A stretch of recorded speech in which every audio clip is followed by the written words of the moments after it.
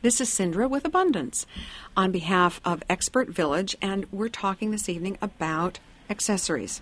One of the questions that we get a lot is, I'm going on a trip, I only want to pack a carry-on.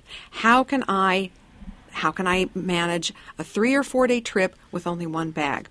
One of the tricks of the trade is really accessories. So you have basic black. You take your basic black pieces that go from casual to dressy and you accessorize. One of the accessories here is actually a jacket. Very lightweight, easy to carry, takes up no room in your carry-on bag. So you have brought in some color. You've got basic black with some color, so again, easy packing, easy travel. And the accessories that go with the jacket are necklaces, which in this case give a wonderful vertical line. We've layered the necklaces, which is not only trendy, but it's actually very flattering because, again, the eye from top to bottom. Okay?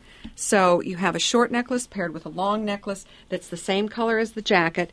Very flattering, very easy, and works great for travel.